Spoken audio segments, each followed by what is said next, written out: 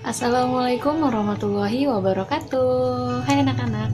Oke, ketemu lagi ya dengan materi bahasa Indonesia. Nah, sekarang kita sudah mulai memasuki bab 4. Yeay, akhirnya bab 4 ya kan. Oke, nah sekarang di bab 4 ini Ibu akan menjelaskan mengenai literasi. Literasi itu adalah sebuah kegiatan ya yang mencakup membaca, menulis ya dari sebuah karangan baik fiksi maupun non fiksi. Paham ya apa itu literasi? Nah, jadi paham ya apa itu dari literasi. Nah, literasi tadi Budian udah singgung, jadi bisa dari karangan fiksi maupun non fiksi. Di bagian ini kita akan membahas mengenai mengapresiasi dari sebuah karangan, baik non fiksi maupun fiksi.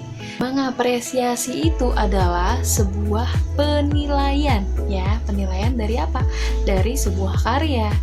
Yang kita bahas kali ini yaitu mengenai karya fiksi dan non-fiksi ya, jadi berupa karangan. Nah, selain itu ada baiknya kita juga harus mengetahui dulu apa arti dari fiksi dan non-fiksi. Nah, kita bahas satu-satu dulu ya.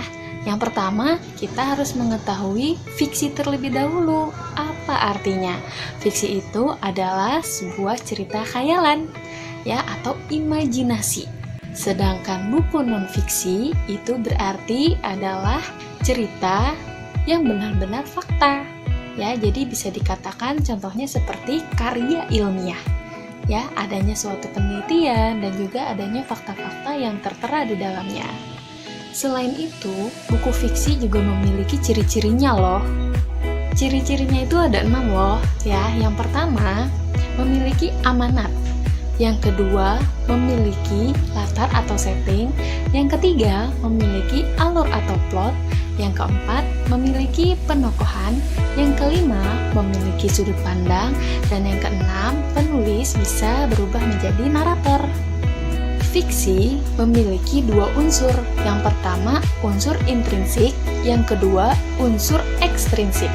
Unsur intrinsik merupakan unsur yang berada di dalam sebuah cerita, sedangkan unsur ekstrinsik yaitu unsur yang berada di luar dalam cerita.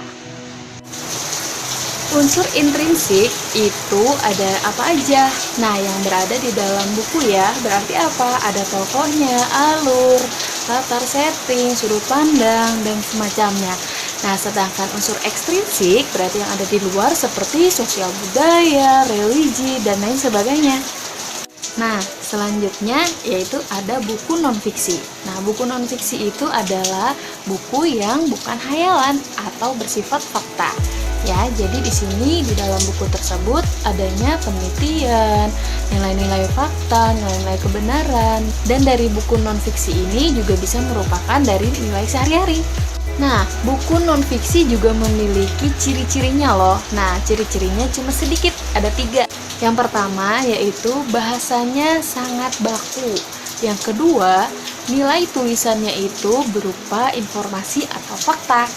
Dan yang ketiga, ditulis berdasarkan pengamatan dan penilaian. Jadi, di dalam buku non-fiksi di sini tidak ada yang namanya rekaan, ya. Otomatis sudah adanya penelitian juga. Contohnya seperti apa sih? Contohnya seperti makalah, laporan, ya. Jadi yang bersifat karya ilmiah. Setelah kita mengetahui pengertian dan memahami dari buku fiksi dan non-fiksi, nah setelah itu kita bisa memahami bagaimana caranya menganalisis buku fiksi dan non-fiksi. Dalam menganalisis yaitu ada 2 langkah. Yang pertama secara lisan maupun secara tertulis. Dalam analisis terdapat butir-butir yang harus kita pahami.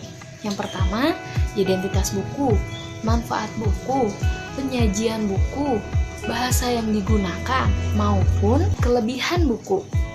Adapun manfaat yang didapat oleh kalian ketika kalian sudah mengetahui dan membaca baik dari buku fiksi maupun non-fiksi.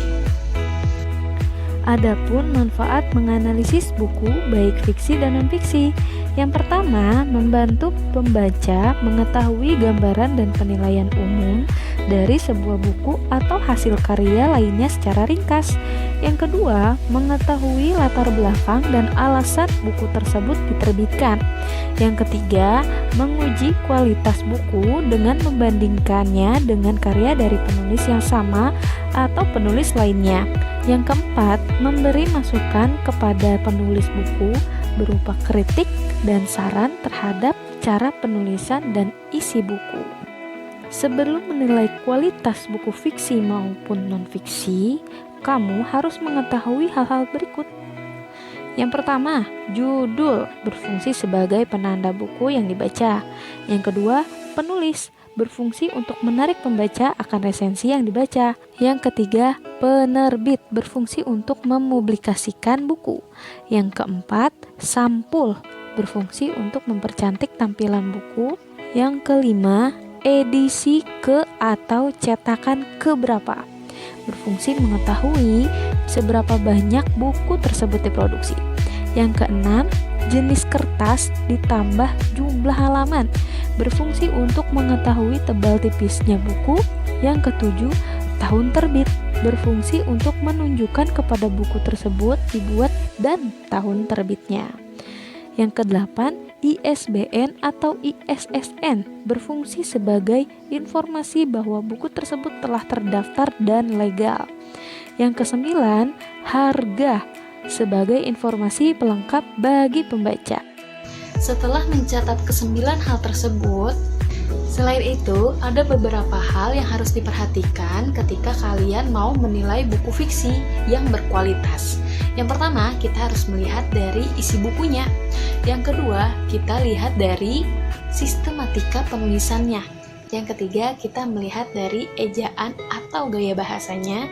Yang keempat, kita lihat dari unsur intrinsiknya. Yang kelima, kita lihat dari unsur ekstrinsiknya. Nah, itu tadi adalah cara untuk kita menilai dari sebuah buku fiksi. Selanjutnya, untuk menilai dari isi buku non-fiksi, kita juga harus memperhatikan beberapa hal. Untuk menilai buku non-fiksi, itu ada beberapa kriteria yang harus diperhatikan. Yang pertama, yaitu keaslian buku.